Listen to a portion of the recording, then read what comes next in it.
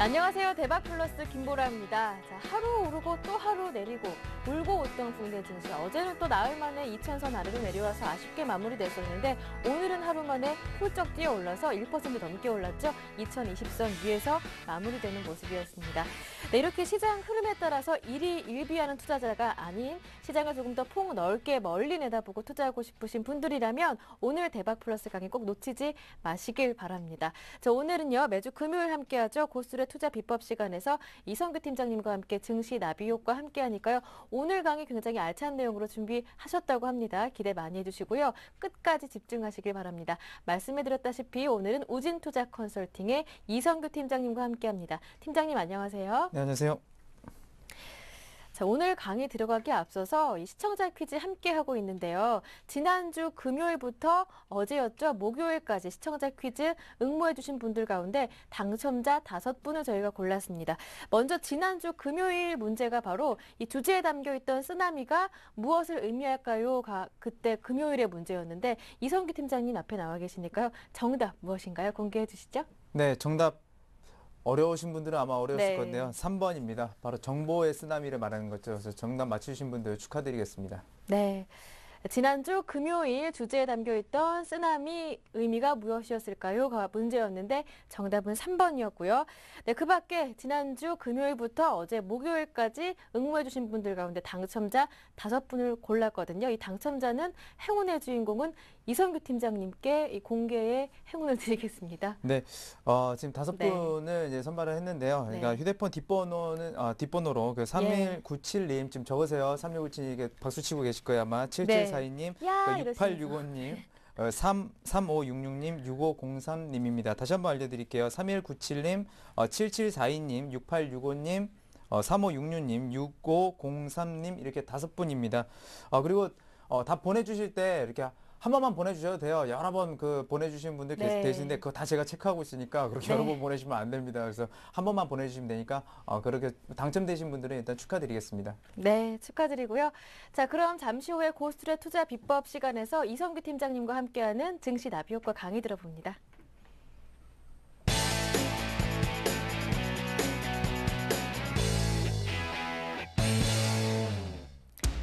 과거는 현재를 반영하고 현재는 미래를 반영한다. 고정관념은 투자시장 최대의 적. 시장은 선을 그리며 움직이지만 그 끝은 점이다. 이성규의 나비효과 지금부터 함께합니다. 네, 이성규의 나비효과 강의 들어보기 전에 여러분 궁금한 점 생기시면 어떻게 할까요? 그 방법 알려드릴게요. 강의 함께 들으시다가 이해가 가지 않는 부분이 분명 생기실 텐데요. 그냥 혼자 참지 마시고요. 저희에게 질문하실 수가 있죠. 샘플러스 홈페이지 와그라글 게시판 열어두겠습니다. 게시판에 질문을 남겨주시면 여러 전문가분들이 답변 써주시려고 대기하고 계시니까요. 여러분 이 기회 꼭 놓치지 마시길 바랍니다.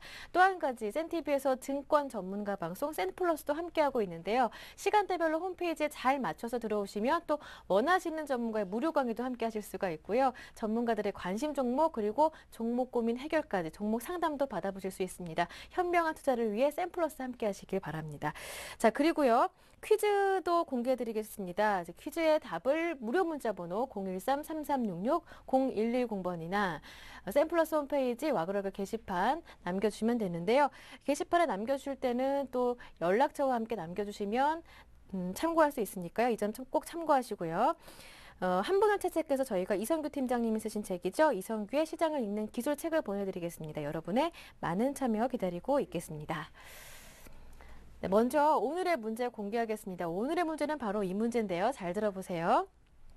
다음 중 온난화 현상으로 인해 발생하는 현상이 아닌 것은 오늘의 문제입니다. 보기도 있습니다. 1번 잦은 태풍, 2번 강수량 증가, 3번 태양 흑점 폭발입니다. 다시 한 번 더 읽어드릴게요.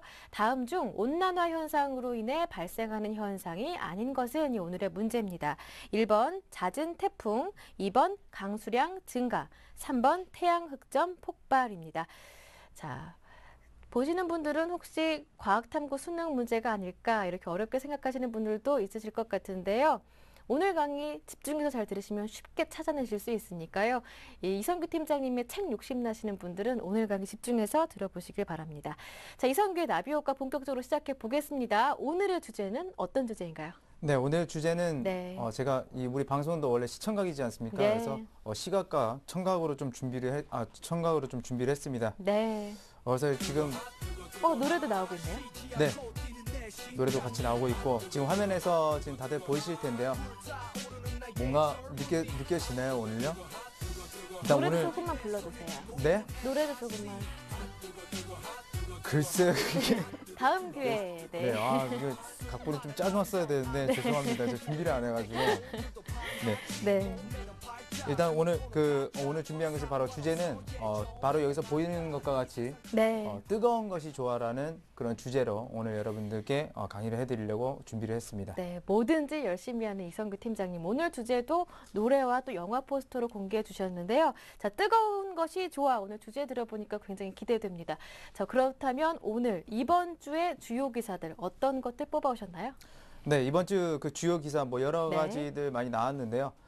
딱 두 가지 기사를 가지고 왔습니다. 두 가지 기사를 가지고 왔는데 또 저번에도 한 개만 가져온 적이 있었죠. 한 개만 네. 가져온 적이 있었는데 오늘은 두 개입니다. 그래서 또 그렇게 많아졌네요. 생각하시는 분들 계실 거예요. 새로 보시는 분들은 또 강의 이제 대충 하는구나 뭐 이렇게 네. 생각하시는 분들도 계실 텐데 아닙니다. 오늘은 상당히 재밌을 겁니다. 네. 그리고 이 부분은 제가 또 가장 자신 있어 하는 분야죠. 생물체들의 움직임을 가지고 향후에 어떤 변화가 일어날 것인지 정말 작은 정보를 갖고 하는 건데 일단 첫 번째 기사를 다 같이 한번 보실게요. 해파리떼가 출몰이 이제 빈발한다고 지금 나온다고 합니다. 그리고 한바다 바닷가 이제 점령했다. 이게 사실은 언제부터 많이 일어났었냐면 작년부터 좀 이렇게 작년뿐만이 아니죠. 재작년 뭐 작년 걸쳐서 계속해서 이게 좀 나오는 현상들인데 이게 점점 더 많아지고 있는 그 추세로 이렇게 바뀌어가고 있습니다. 근데 여기서 뭐 뉴스 나오는 거는 뭐 전북 군산, 경남 통영, 그러니까 우리나라 그 남쪽 연안들 이쪽으로 이제 좀 많이 몰리고 있는 그런 경향들이 있는데요. 네. 무분별한 어획이라든지 중국 연안개발에서 그 흘러나온 오폐수가 이 원인이 된다고 합니다. 근데 그러면 원래 이런 정보를 가지고, 그러니까 소위 말하는 그 나비 효과라는 그 정보를 만들어내기 위해서는 그 생물체들의 특성을 알아내야 되는데요. 이 해파리라는 동물은 우리가 그 바닷물에 녹아 있는 그 산소의 양을 뭐라고 하냐면 용존 산소량이라고 합니다. 용존 산소량이 극히 적은 환경 같은 경우는 당연히 얼마 살아남을 수 있는 생물들이 없어요. 근데 그 중에서 살아남을 수 있는 것들이 누구냐면 바로 이 해파리들입니다. 근데 이 해파리들이 우리나라에 용존 산소량이 우리나라 근처에 없다라는 겁니다. 없다는 얘기는 뭐냐면 그만큼 이제 오염이 됐다라는 얘기가 되겠죠. 그래서 이 오폐수 이런 부분들이 지금 바닷가 자체를 좀 많이 오염시키고 있다라는 거 그런 거 말씀드리겠어요. 그리고 해파리가 옛날보다 더 자주 그리고 빈번하게 출몰을 합니다. 근데 네. 이거는 뭐냐면 해파리는 뭘 먹고 사냐면 여러분들 이제 플랑크톤이라는 걸 이제 들어보셨을 거예요. 플랑크톤을 먹고 사는데 이 해파리들이 많이 나타나가지고 만약에 플랑크톤을 먹게 된다면 어떻게 될까요? 그 위에 그러니까 포식자들이 먹을 먹이가 없어집니다. 그러니까 우리나라 주변 같은 경우는 물고기들이 이제 살만한 환경들이 점차적으로 안 된다라는 거예요. 그러면 그렇죠. 이런 일들이 지금 발발을 하고 있는데 이런 일들이 발생하는 그런 순간에 있어서 정부나 아니면 세계적으로 분명히 이런 환경에 대한 의식들은 점차적으로 이제 커지게 될 겁니다. 그래서 저런 환경을 뭐 어떻게 바꿔야 되나 뭐 이런 아마 그 생각들 이렇게 많이 하실 텐데요. 우리나라 그 정부에서도 그렇고 이런 문제에 대해서는 상당히 민감합니다. 상당히 민감하고 이런 것들이 이제 산업 발전을 점차적으로 이루게 되는데 여기서 보게 되면 뭐 힌트는 우선 이 기사에서만 힌트는 그겁니다. 자, 오폐수를 꼽는다고 했죠. 그 수온상승, 무분별한 어획이라는 거 이런 것들도 있는데 여기 수온상승도 나왔네요. 여기서 말하는 건 뭐냐면 이런 것도 다 있지만 용존 산소량이 적다라는 얘기는 뭐냐면 그러니까 수온이 상승됐다는 얘기입니다. 그래서 여기서 키포인트는 바로 그거죠. 그러니까 온난화 현상들 일어나는 거예요. 그래서 딱 그렇죠. 또 온난화 얘기 나오니까 또 오늘 뻔하네. 뭐 신재생 에너지 나오겠고 2차 전지 나오겠네. 근데 전혀 아니에요, 오늘. 네. 전혀 아니고. 그다음에 이 온난화 현상들 나오고 그럼 오폐수 그래 수처리 맞아요. 자, 수처리는 맞아요. 수처리 관련 기업들이 분명히 이 부분에 있어서 뭐 테마적으로나 아니면 정책적으로 이렇게 들 수 있을 겁니다. 뭐 그래서 이 수처리 관련 기업들 뭐 많죠. 뭐 젠트로를 비롯해서 여타 그 테마성 종목들도 많았는데 사실상 그 테마 같은 것도 그렇습니다. 그러니까 실적이 받쳐주는 테마들이 있는가 하면 이런 것들이 무조건 그 테마라고 해서 무조건 나쁜 것은 아니지만 이런 현상들이 나타나면 당연히 테마성도 올라가기도 하지만 실적도 만약 이런 걸 수처리 한다 그러면 분명히 실적이 올라가겠죠. 그런 부분들. 그래서 이 부분에서 제가 키포인트를 꼽는 것은 바로 이 온난화라는 것과 이제 이 수철이라는 거, 이 두 가지를 일단 첫 번째 기사에서 꼽을 수 있겠습니다. 그리고 두 번째 기사를 또 한번 볼게요. 두 번째 기사 보니까 앞에 이야기랑 좀 비슷하죠. 그러니까 5대 난류 수온이 급상승하고 있다고 합니다. 특히나 지금 나오는 얘기는 뭐냐면 이 한류보다는 역시나 그러니까 우리나라 그 뭐 한류 이 열풍이 아니라 한류 난류할 때 이거 그러니까 이 난류 이걸 말하는데 네. 난류 쪽에서 좀 더 심해요. 근데 그건 당연한 거예요. 왜 당연한 거냐면 더 원래 뜨거우니까 여기서 좀 더 뜨거워지면 더 빨리 움직이죠. 그래서 그런 현상들이 지금 현재 적도를 기준으로 해가지고 해류의 그런 움직임들도 굉장히 빨라지고 있고 이런 방향성도 좀 이렇게 바뀌고 있는데 이제 여기도 그런 겁니다. 이것들이 말해주는 것은 뭐냐면 해양 전체로 여기 보게 되면 한 1.3도 올랐어요. 올랐는데 여기 기사에 지금 기사는 네 옛날 이제 이때부터 이제 조사한 것들이랑 봤는데 과거 평균보다는 1세기의 평균 0.6도인데 지금 최근에는 1.3도로 올랐습니다. 그러니까 지구 온난화라는 그런 속도가 지금 더 빨라지고 있다라는 얘기가 돼요. 근데 이 지구 온난화, 그러니까 물론 앞에서 말씀드렸던 거, 그 해파리 떼가 출현하게 되면서 지구 온난화가 실제로 느껴졌다라고 그렇게 얘기를 할 수도 있겠고, 그 다음에 이런 기사가 실제로 이제 가시화됐죠. 이거는 첫 시간부터 제가 굉장히 많은 말씀들을 아마 드렸을 겁니다. 그 지구 온난화에 대한 얘기들 전체적으로 가시화되고 있다는 거. 그러니까 가시화라는 건 뭐냐면 우리가 항상 그렇게 했죠. 뭐 지구 온난화가 일어날 거야, 뭐 이산화탄소가 배출되고 그러지만. 이런 기사들이 나오면서 실제적으로 이제 가시화됐다 이겁니다. 자, 가시화됐을 때는 어떻게 해야 되냐면 그 다음 산업들을 역시나 우리가 어떤 것들이 수혜를 입을 수 있을지 그런 거 봐야겠죠. 사실 그렇습니다. 이런 거 나오면 걱정되네. 지구 온난화되고 뭐 저렇게 되고 어획량도 줄어들게 되고 그럼 물가 올라가 막 이런 얘기들 하지만 사실상 그러면서 산업들은 변해가는 겁니다. 그래서 이런 자연 환경들에 대한 변화에 대해서 굉장히 여러분들도 만약에 투자에 대해서 굉장히 민감해지고 잘하고 싶다면 이런 작은 기사들 별거 아니죠. 온도 올라가는 건 아무도 별거 아니라고 생각합니다. 해파리 떼가 우리나라 근처에 나타나든 말든 사람들은 별거 아닌 거라고 생각해요. 하지만 네. 이 작은 것들이 결국에는 큰 움직임을 만들어낸다는 거. 그래서 두 번째 역시나 그 키포인트 자체도 그 역시나 온난화 문제 지금 계속 가시화되고 있다. 그래서 오늘은 이 두 가지 기사를 먼저 이렇게 꼽고 여러분들께 설명을 드렸습니다. 네, 이렇게 이번 주에 주요 기사 한번 살펴봤는데 오늘 주요 기사 두 개를 딱 보니까 이 나비효과 첫 시간에 소개해 주셨던 내용이 좀 기억이 나더라고요. 그 상어 때 이야기를 나눠주면서 온난화 얘기 잠깐 언급해 주셨었는데 오늘 기사 역시 아무래도 이 지구 온난화 현상 관련 문제로 인해서 우리 실생활에 어떤 영향을 미칠지 여기서 또 산업 얘기를 변화하는 산업 얘기를 해주실 것 같은데 자 그렇다면 이번 주에 주요 기사 두 개에서 우리가 주목해야 할 부분 어떤 것들이 있습니까? 네, 일단 그 앞서서 그 설명들을 네. 해드렸고요. 여기다 이제 간단하게 정리를 했습니다. 뭐 출입 근거 정리라는 건데 이제 지구 온난화가 이제 실제적으로 이제 가시화됐다라는 네. 그 얘기를 우선적으로 좀 말씀을 드릴 수가 있겠고요. 예. 자, 두 번째 봅시다. 이게 추리를 했는데 옛날에 추리를 했는데 그런 것들이 정말 맞아 떨어지고 있는지 그런 것들을 확인을 해야겠죠. 이게 제주도 옛날에 기사가 나왔었어요. 제주도에 그 상어떼가 나타났다라는 기사 같은 경우는 11월 달에 나타났던 겁니다.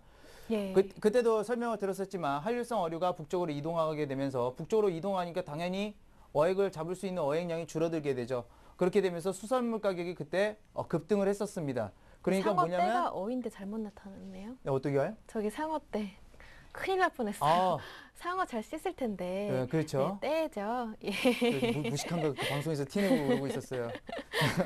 자, 그래서 상어떼가 나타났다 이런 얘기들이 있는데 한류성 어류가 이제 북쪽으로 이동하게 되면서 수산물 가격이 급등이다. 그때 네. 진짜로 그래서 해산물, 그러니까 수산물 관련주들이 막 급등하는 양상들도 보이고 그랬었습니다. 예. 자, 그건 일종의 말하면 굉장히 어떻게 보면 민감한 투자자들 같은 경우는 그때 수익을 봤을 거예요. 굉장히 민감한 투자자들 같은 경우는 예. 수익을 봤을 거고 그랬는데 일단 상어떼가 나타난 거는 맞죠. 왜냐하면 난류성이니까 우리나라에 왔다는 거는 온도가 어느 정도 높아졌다라는 거니까 맞는데 그것만 가지고 판단을 할 수 없죠. 왜냐? 상어떼가 그냥 한 번 나왔다가 잘못 왔어요. 애들이 잘못 올 수 있어요. 사람도 가다 보면 길을 잘못 들을 수가 있기 때문에 그럴 수 있는데 12월 달에 뭐가 나왔냐면 이것도 제가 말씀드렸어요. 해수 온도가 상승하고 지구 온난화가 계속되게 되면 네. 잦은 재해가 발생된다고 이렇게 말씀을 드렸습니다. 왜냐하면 열 자체가 높아지게 되면 모든 공기라든지 물의 흐름이라든지 이런 것들이 빨라지기 때문에 결국에는 이런 재해들이 일어나는데 그 이후에 12월 달에 뭐 세계 곳곳에 작은 지진들이 이제 지진이라든지 자연재해라든지 이런 것들이 발생을 하기 시작했어요. 그리고 또 뭐가 있었냐면 이 11월 달이죠. 1월 달이죠. 일본 후지산의 그 폭발설 이런 얘기들이 나왔었습니다. 이런 얘기들이 나왔는데 실제로 발생 가능성 높아지죠. 왜냐면 마그마라고 하죠. 들어갔을 때 마그마고 튀어나오면 이게 용암이라고 이렇게 부르는데 그 마그마도 말 그대로 그냥 가만히 또 열이 그렇게 가열되지 않는다고 한다면 그렇게 폭발할 이유는 없습니다. 근데 전반적으로 온도가 뜨거워지다 보니까 이런 후지산이 폭발할 수 있는 얘기, 그 백두산이 폭발할 수 있는 얘기 이런 것들이 나오게 되는 거죠. 실제적으로 끓고 있으니까요. 그런데 이거 가지고 그래서 그때 얘기했던 것은 뭐 농업 관련주들 그런 것들도 있었고 비료 관련주들 이렇게 해서 그때도 한번 말씀드렸어요. 그래서 앞에 일단 여기까지 나왔습니다. 근거들이 추리 근거들이. 그래서 2월 달이 됐어요. 이거 기사 보신 분들 보셨겠지만 일본 동북부해안에 그 6.5의 지진이 6.5대 지진이 실제로 발생했었죠. 뭐 일본 큰 피해는 없었습니다. 다행이죠. 다행인데 이것이 사실 지금 뭐 추리하고 있는 거는 그때 이제 너무나 큰 지진이 일어났었기 때문에 그 지층 자체가 이제 다시 붙으면서 충격이 일어났냐 아니면 더 쪼개지면서 이제 충격이 일어났냐 그런 의견들은 좀 분분한 상태입니다. 근데 어찌 됐거나 이런 일들, 그러니까 지구가 뜨거워지면서 약간 그런 현상들이 계속해서 발생을 하고요. 잦은 발생. 그러니까 이런 거죠. 뭐 어떤 유리를 우리가 뭐 망치로 이렇게 두드릴 때 살짝 두드리면 짝짝짝 그러니까 조금씩 쪼개지겠지만 결국에 계속 치다 보면 산산조각 나게 되는 겁니다. 그러니까 잦은 재해가 계속해서 발생하게 되면 네. 지진이 특히나 발생하게 되면 어딘가 그러니까 지층 같은 게 끊어진다는 조금씩 끊어진다는 얘기예요. 근데 언젠가 그게 한번 큰 충격을 받아서 이게 만약 찢어지게 된다면 쪼개지게 된다면 큰 재해가 일어날 수 있다라는 얘기죠. 그러면서 이제 위험 대비를 하자라고 하면서 이제 그때 코리안리가 네. 얘기가 나왔죠. 우리 조금씩 코리안리를 사줍시다. 뭐 이런 식으로 이제 제가 얘기를 드렸었는데 예. 그래서 이것들이 이제 추리 근거입니다. 그러니까 앞에서 나왔던 지구 온난화 물론 얘기도 있지만 그런 것들이 실제적으로 계속해서 발생을 하고 있는지, 그러니까 정말 그 현상들이 이제 커져가고 있는지 일단은 추리 근거를 할 때는 이게 가장 중요한 거예요. 아무것도 없이 그냥 하나 달랑 기사만 가지고 그냥 딱 하는 게 아니라 이런 근거들이 계속 있냐 없냐라고 하는 거죠. 그러니까 지금 추리 근거는 이런 식으로 나왔습니다. 그래서 이렇게 근거가 있어야만 그 뒤에 일어날 일들을 확인할 수 있다라는 거. 그래서 이 일을 통해서 좀 말씀을 드리도록 하겠습니다. 네, 이렇게 해서 최근 지구 온난화 관련 기사들까지 총 정리를 해봤는데요. 이렇게 지구 온난화 문제가 산업이나 경제에 영향을 미치게 되겠죠. 자, 그렇다면 이러한 기사를 근거로 한 추리한 이성규 팀장님의 시나리오 어떤 건가요? 네, 제가 이 일을 통해서 2012년 시나리오를 이제 분석을 했습니다. 예. 자, 2012년도의 전체적인 이제 시나리오 분석인데요. 네. 보세요. 그 올해 얘기 나왔던 거 얘기 중에 뭐 증시 시황, 그러니까 증시 시황에 대해서 잠깐 이렇게 말씀을 드리자면 예. 올해 초에 되면서 대부분의 그 뭐랄까 예상 패턴 자체가 그러니까 상저하고 패턴들이 나왔는데 예상 외로 지금 상고하저가 될 수 있다라는 그런 얘기들도 나오죠. 물론 그럴 수 있습니다. 여기가 지금 형상 올라갔는데 여기가 저고 그 이후에 올라갈 수 있는 그 상태가 될 수도 있는 거고 그러면 상저하고가 맞는 거예요. 근데 제가 그 전부터 이렇게 기사들을 보면서 그다음에 경제 여건들 보면서 그때 저는 계속해서 지금까지 주장했던 게 뭐냐면 상고하저입니다. 그러니까 상고하저의 그런 의미들이 이런 쪽에 이제 다 들어가 있는데 자, 첫 번째부터 한번 볼게요. 여러분들 이거는 제가 분류를 해드릴 텐데 여기서 보면 이제 뭐가 있냐면 이제 테마성으로 여러분들이 접근할 수 있는가 하면 그리고 실제적으로 여러분들이 펀더멘탈을 가지고 접근할 수 있다라는 거. 그래서 테마랑 실적 분야를 좀 이렇게 구분하셔야 되는 걸 말씀을 드릴게요. 일단 해파리타 출몰의 원인은 뭡니까? 일단은 뭐 온도도 올라간 것도 있고 여러 가지 조건이 있지만 일단 폐수, 약간은 자연환경 오염되는 거 이런 것들이 있겠죠. 그래 이렇게 되면 수처리 기업 수혜 당연히 받겠죠. 그리고 조업 난항으로 인해서 수산물 가격이 다시 한번 재차 상승할 우려가 있다라는 겁니다. 그렇기 때문에 이런 점들 가시화됐을 때 그런 점들을 이용해서 이제 테마성 그런 종목들에 대해서 여러분들이 테마도 잘하면 큰 수익을 볼 수 있는 거예요. 저도 뭐 테마 자체를 아예 안 하는 건 아닙니다. 근데 굉장히 테마를 할 때는 신중하게 하고 여러 가지 분석들을 많이 하죠. 특히나 저번에 또 했었던 그 현대그린푸드를 얘기할 때 그 수급 분석, 주체가 어디에 평단을 가지고 있는가, 어디 포지션을 갖고 있는가, 그런 것들도 다 분석할 줄 알아야 되지만 여러분들이 그것까지 하기는 너무 힘들기 때문에 일단 이런 근거를 좀 마련해 두셔야 되는 거 말씀을 드릴게요. 두 번째는 뜨거워진 바다입니다. 이게 가장 큰 문제인데 뭐냐면 바다가 뜨거워져요. 뜨거워지면 무슨 일들이 발생하냐면 잦은 태풍이 발생합니다. 왜냐하면 증발하는 속도가 더 빨라져요. 이거는 진짜로 그런데 작년 같은 경우 우리나라 비 굉장히 많이 왔었습니다. 그 원인 중에 하나가 작년부터 그리고 재작년부터 급격하게 이 바다 온도가 올라가기 시작했어요. 아마 그렇게 됐을 때는 올해도 비 굉장히 많이 올 겁니다. 비 많이 굉장히 오고 그 비가 어떠냐면 그러니까 태풍이 비를 크게 동반한 그런 태풍들이 많이 발생을 하게 돼요. 그러면 잦은 태풍 발생하고 계속해서 피해를 주겠죠. 특히나 여름철에. 그렇게 되게 되면 농산물 가격 당연히 농산물 피해 봅니다. 실제적으로 저는 뭐 어디 가서 농산물 테마주 이런 것들을 뭐 이렇게 추천하고 그러진 않았지만 개인적으로는 매매를 했었어요. 모 기업을 그 5월 달쯤에 이렇게 그런 기사들을 추리를 해서 봐가지고 실제로 테마를 했었고 그런 것들 작년에도 5월 이후에 5월 바닥에 농산 관련 그러니까 농산물 관련주들 테마주들 부각을 받으면서 다 크게 한번 올라간 적이 있었습니다. 그런 것들 올해도 그럴 가능성이 있다라는 것입니다. 그렇기 때문에 만약에 여러분들이 딱 보세요. 여름 됐는데 잦은 태풍이 발생한다라고 하면 이런 종목들에 대해서 일단은 좀 주목을 해야 된다는 겁니다. 그 다음에 세 번째, 자 수산물 가격, 농작물 가격이 상승합니다. 상승했어요. 실제적으로 이런 일들이 발생했죠. 발생한 게 아니라 만약에 발생했을 시에 전반적인 경제 타격이 옵니다. 왜요? 지금은 사실 지금도 물가가 문제긴 문제지만 지금 그나마 다행인 건 뭐냐면 이 유가만 고공행진하고 있지 나머지 상품 가격들은 국제 상품 시장을 보게 되면 바닥권에서 이렇게 좀 올라오는 그런 모습들을 보이고 있기 때문에 아직까지 그렇게 크게 음식료주의 타격 자체는 없습니다. 하지만 이렇게 돼서 음식료에 타격을 입게 되면 음식료 관련주 당연히 그러니까 하락을 하게 되죠. 근데 그 기회를 오히려 놓치지 마세요. 두려워하지 마시고 바로 이렇게 사시라는 건 아닙니다. 바로 사시라는 건 아니고 매수 기회가 될 수 있다라는 거. 우리는 항상 그래요. 올라갈 때 따라잡으면 왜 문제가 되냐면 그 벤자민 그레이엄이라고 그 워렌 버핏 스승이 있습니다. 워렌 버핏 스승이 한 말 중에 굉장히 유명한 말이 있는데 유명하다기보다는 굉장히 상식적인 말이 있는데 미래 가치는 현재 가치의 함수라고 했어요. 그러니까 현재의 가치를 그만큼 높게 지불하게 되면 그만큼 미래에 얻을 수 있는 수익이 없다라는 겁니다. 그래서 따라잡는 것보다는 오히려 이런 것들을 생각을 하고 이런 것들을 통해서 오히려 관련주들이 하락했는데 이게 일시적이냐 물론 장기적이냐 그런 차이점은 있지만 이런 점들을 통해서 매수 기회를 잡는 것도 굉장히 중요합니다.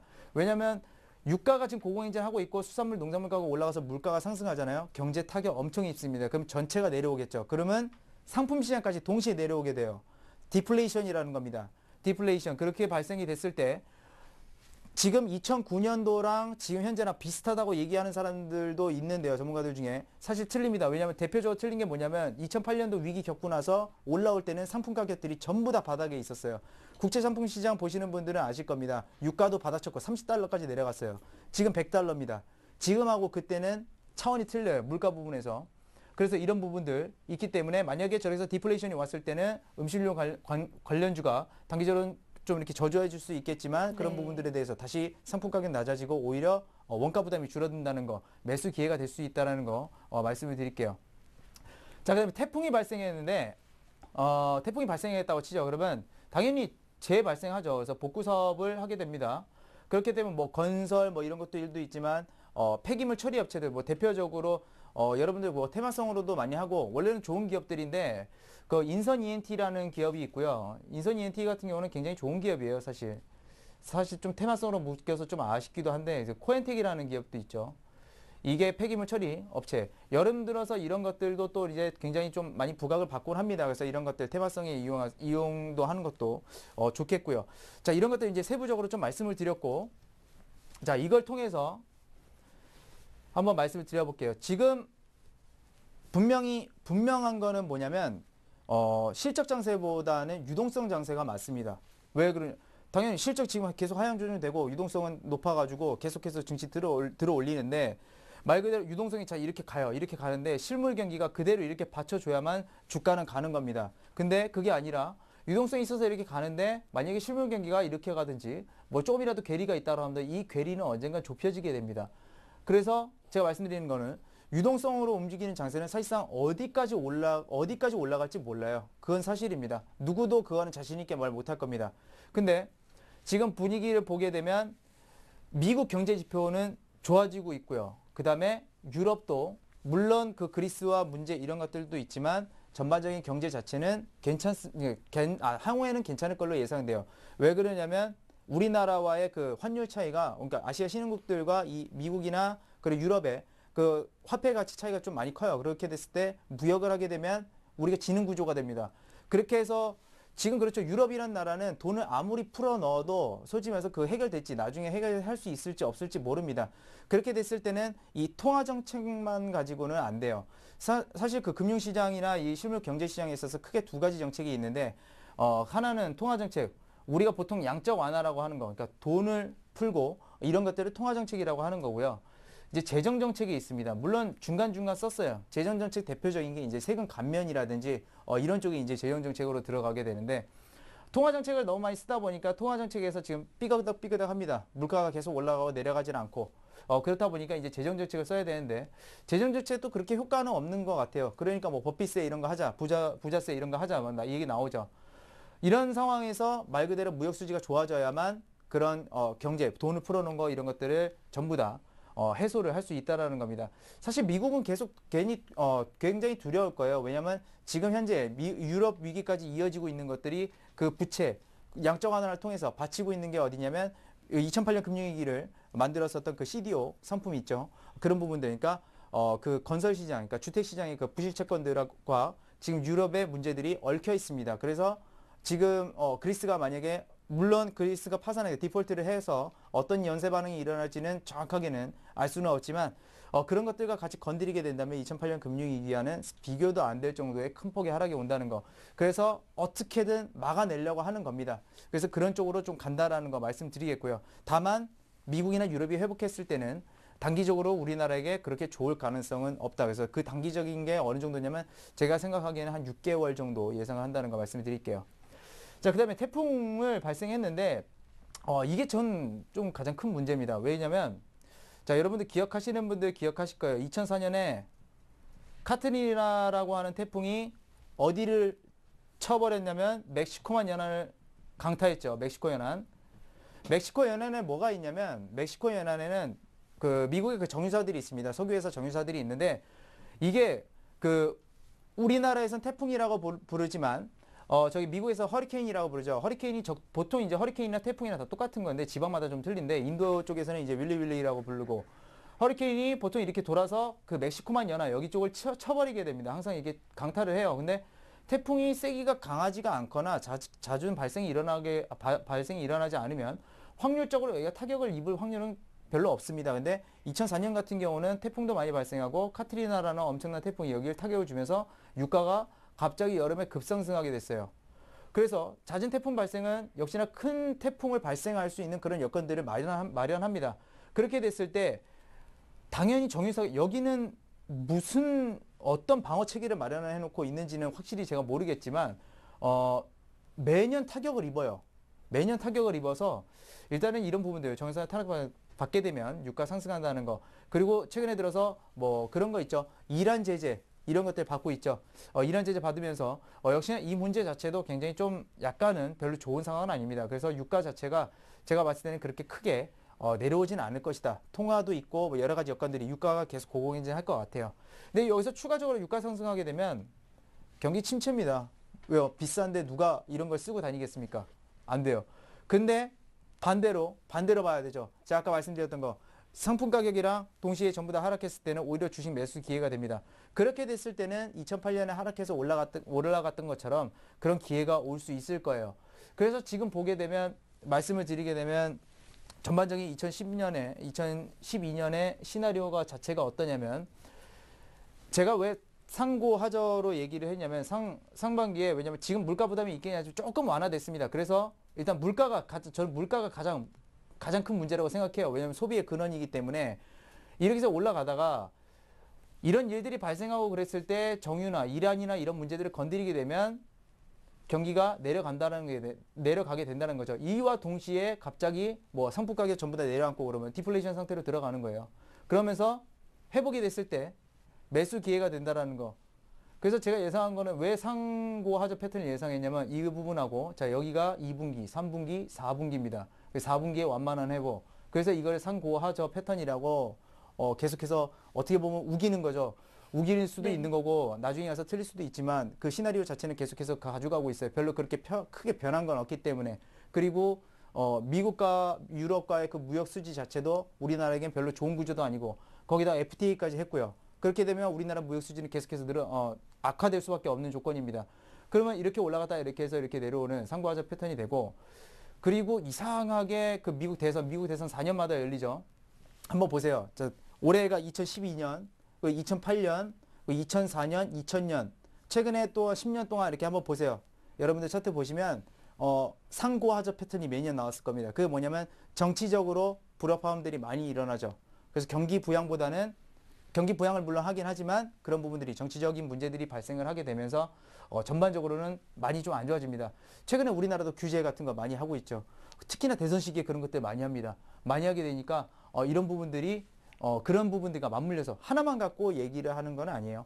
그래서 우리나라 2012년에 시나리오 자체는 상고하저 패턴은 여전히 그런 방향으로 갈 것이다라는 거. 이런 점들을 그래서 앞에 기사를 통해서 이런 점들을 좀 정리를 오늘 해드렸습니다. 그리고 앞서서 말씀드렸던 테마성에 관한 거 이런 식으로 추리를 한다는 거. 그래서 올해 만약에 그러니까 이건 시나리오이기 때문에 만약에 이런 일들이 발생을 안 하게 되면 전략을 바꿔야 돼요. 저도 바꿀 겁니다. 다시 말할 거예요. 왜냐하면 지금 이렇게 나온 상태에서 제가 앞으로 미래 태풍이 안 불 수도 있는 거잖아요. 저 유가가 그냥 안정될 수도 있는 거고 그렇게 됐을 때는 경기 침체가 이런 현상들이 안 일어날 수도 있다라는 겁니다.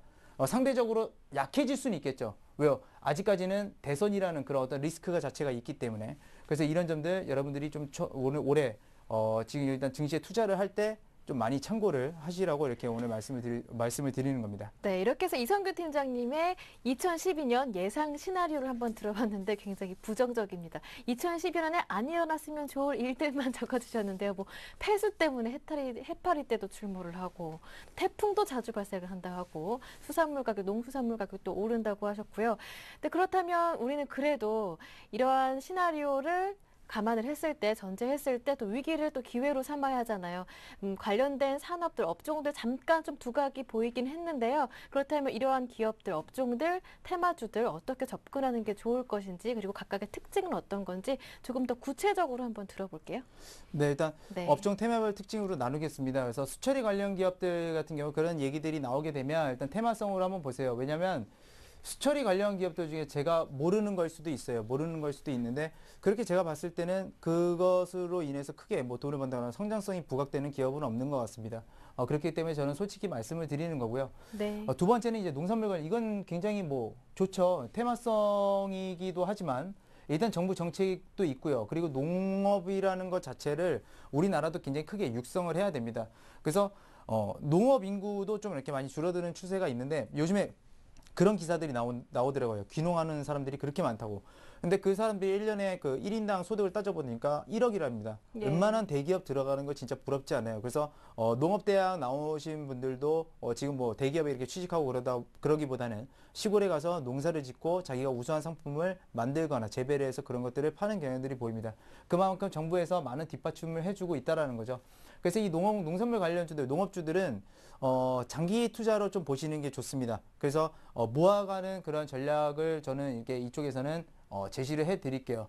농업 관련주들은 물론 지금은 조금 안 좋습니다. 왜 안 좋냐면 이 농업 관련주들, 비료 관련주들 대부분 매출이 어디서 나오냐면 그러니까 1분기에는 1, 4분기에 나옵니다. 1, 4분기에 나오기 때문에 1분기 대체적으로 좀 높이 올라갔다가 2, 3, 4분기가 대체적으로 좀 이렇게 저조해요. 그렇다 보니까 2, 3, 4분기에 약간 조정식을 받아요. 그리고 여름에 이런 좀 뭐 농산물 피해가 있다 그러면 잠깐 뜹니다. 그렇기 때문에 그런 거에 너무 연연하지 말고 네. 그런 식으로 2, 3, 4분기에 집중적으로 좀 투자를 분할 매수를 하시는 걸 좀 바라겠고 음식료가 관련주 같은 경우는 이제 국제 상품 시장이 유가만 아니라 전반적으로 상승할 때는 솔직히 말해서 악재가 될 수밖에 없습니다. 못 올라가요. 원재료 부담이 워낙 많이 돼가지고 못 올라가고, 근데 여기서 올라갈 수 있는 여건은 뭐가 있냐면 가격을 올리는 거죠. 근데 지금 상황에서 만약에 식품 가격도 올리고 하면 누가 사 먹겠습니까? 지금도 비싸다고 생각하는데요.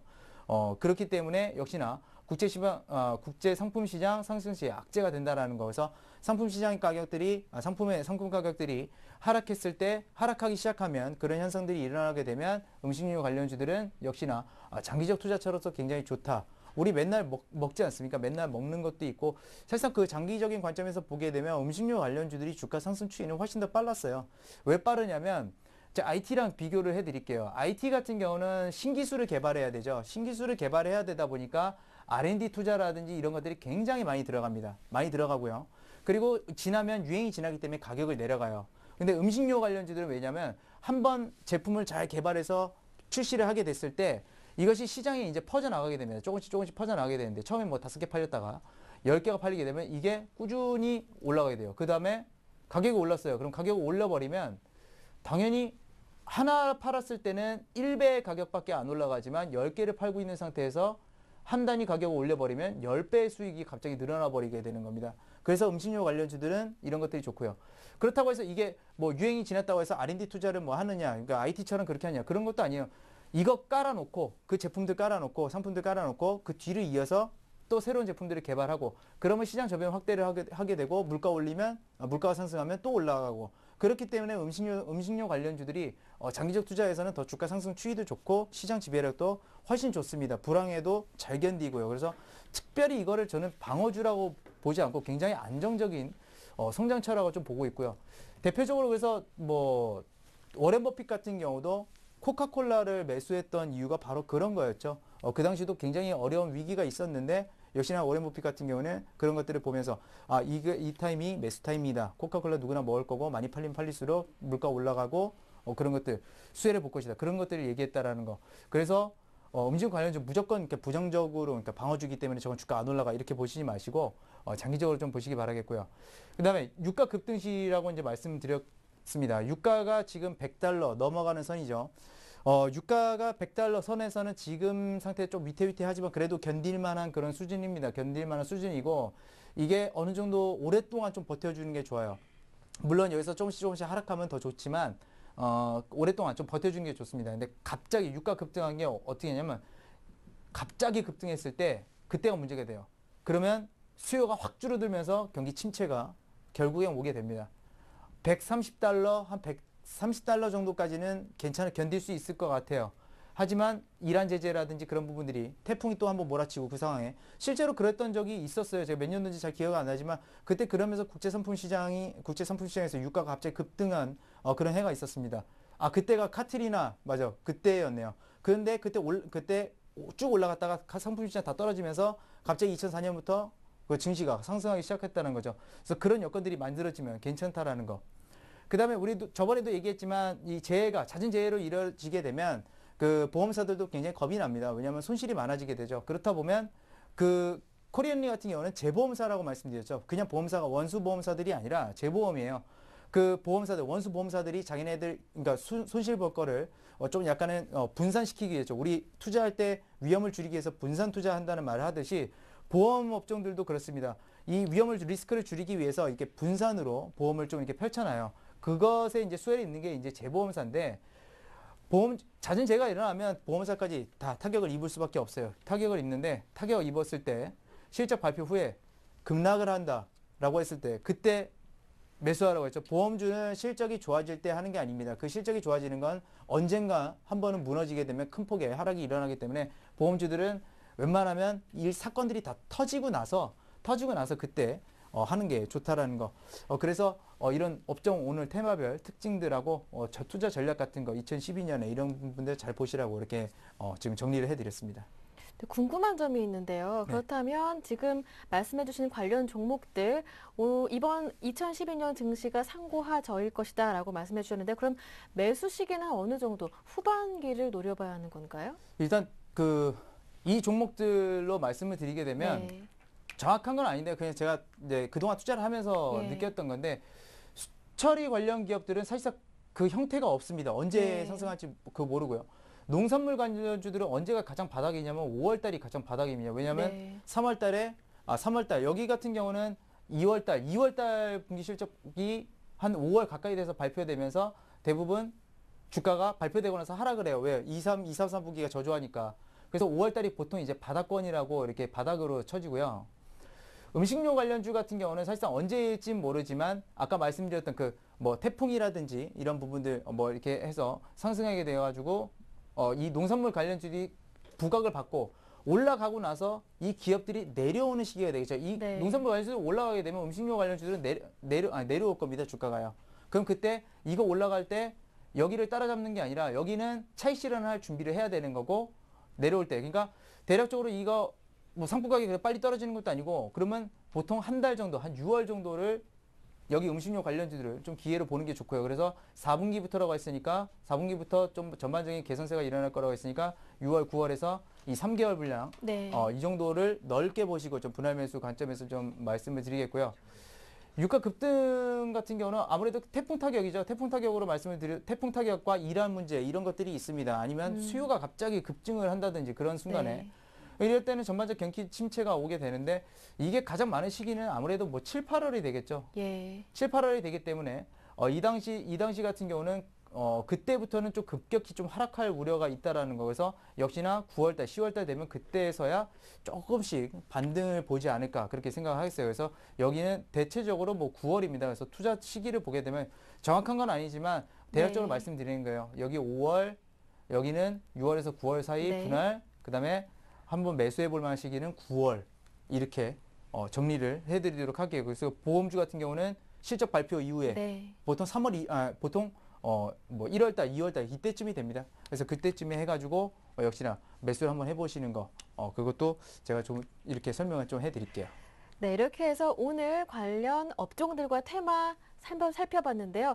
뭐 농산물 관련주나 음식료 관련주 이성규 팀장님이 말씀해 주셨으니까 무조건 다 갈 거야 이렇게 믿고 묻지마 투자하시기보다는 또 기업 내부 내용도 살펴보시면서 안전하게 투자하시길 바랍니다. 자, 이쯤에서 이제 오늘 증시 나비 효과 모두 강의 내용 들어봤는데요. 지금까지 이성규 팀장님이 뽑아주신 종목들 수익률 어떤지 정말 궁금하시죠? 아주 좋다고 합니다. 먼저 화면으로 수익률 만나보겠습니다. 네, 이성규 팀장님의 종목들 수익률 화면으로 나가고 있는데요. 먼저 첫 번째 종목이 대한통운인데요. 12월 16일, 작년 12월 16일에 뽑아주신 종목이죠. 현재 가격이 85,400원, 수익률이 무려 17%나 됩니다. 그리고 그 다음 종목이 한섬이었는데요. 이 종목은 그 바로 다음 주죠. 12월 23일에 추천하신 종목인데 현재 가격 오늘 종가가 33,550원, 수익률이 1% 거두고 있는 종목이고요.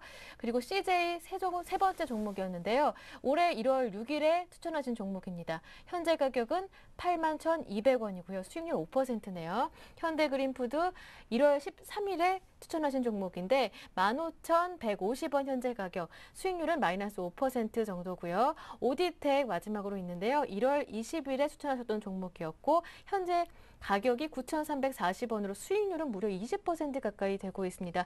1월 20일에 추천하신 종목인데요.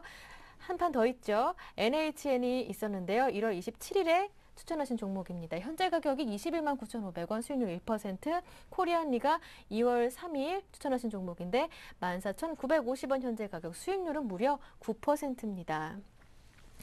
네, 이렇게 이성규 팀장님이 그동안 우리에게 주셨던 종목들 한번 살펴봤는데 정말 거짓말이 아니고 수익률이 좋았습니다. 하지만 딱 한 종목 현대그린푸드만 마이너스 5% 정도 손실인데 큰 손실은 아니죠. 그렇다면 이 종목들 AS 부탁드릴게요. 어떻게 보시나요? 네, 일단 그 네. 현대그린푸드에 대해서 말씀을 드리게 되면 예. 제가 오랜만에 또 차트를 켰는데요.